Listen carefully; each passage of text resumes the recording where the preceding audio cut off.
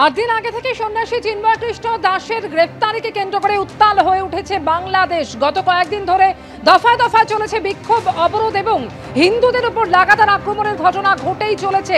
তার প্রতিবাদ সরাসরি এসে পড়েছে এ রাজ্যে। গত কয়েকদিন ধরে রাজ্যের বিভিন্ন জায়গায় একাধিক প্রতিবাদ কর্মসূচি পালন করা হয়েছে এবং পূর্বে ঘোষিত যে কর্মসূচি ছিল সেই মতো পেট্রাপোল সীমান্তে আজকে প্রতিবাদ দেখানো হয়। শুভেন্দু অধিকারীর ডাকে পেট্রাপোল সীমান্তে আজকে প্রতিবাদ কর্মসূচি পালন করা হয়।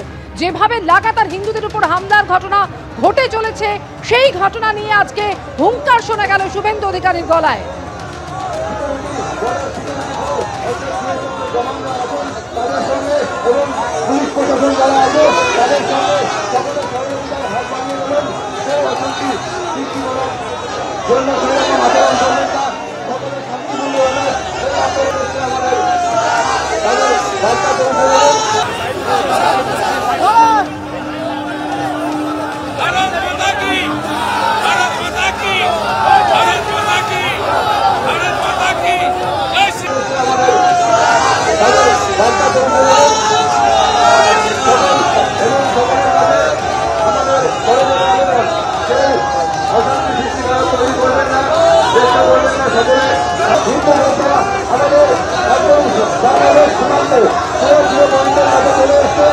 শুভেন্দু অধিকারী তিনি একদম বনগা বাংলাদেশ বর্ডারে এসে পৌঁছেছিলেন।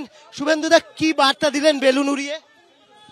বেলুন উড়িয়ে শুধু নয়, আমরা সভা মিছিল প্রতিবাদ জাতীয় পতাকা ধ্বজ নিয়ে এবং আমাদের যে কর্মসূচি ফ্রেট ভেহিকেল বন্ধ আছে সকাল 6টা থেকে 24 ঘন্টা আমরা চালাতে দেব না। আমাদের সর্বত্র হিন্দু ভলেন্টিয়াররা, হিন্দু সেনারা তারা নজর রেখেছে এবং এখানে যারা ট্রেডের সঙ্গে যুক্ত তারাও কোঅপারেট করছে, তারা আজকে চালাচ্ছেন। এবার পরবর্তী কর্মসূচি কি? দাঁড়িয়ে আছে দেখছেন ফাঁকা, সমস্ত গাড়ি ফাঁকা।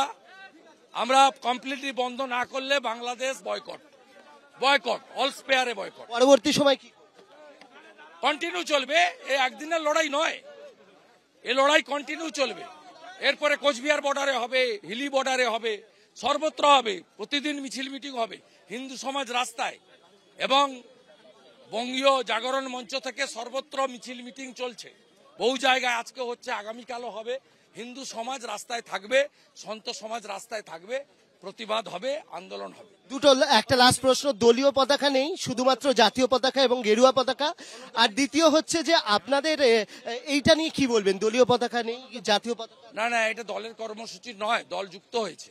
কারণ ভারতবর্ষে ভারতীয় জনতা পার্টি সনাতন সংস্কৃতি এবং ভারতীয় সংস্কৃতির রক্ষা করার লড়াই করেন, নেশন ফার্স্ট মন্ত্রে করে।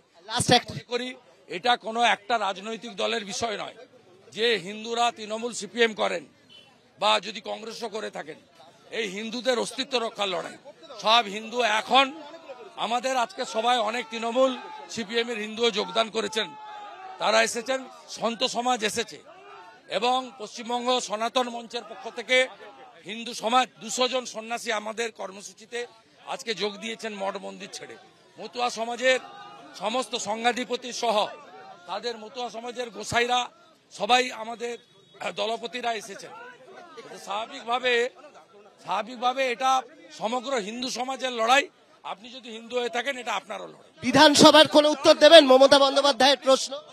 আগামীকাল ওয়াকআপে আমি বলবো, উনি যে ধরনের অ্যাপিজমেন্ট পলিটিক্স করছেন তার উত্তর আমরা দিয়ে দেব।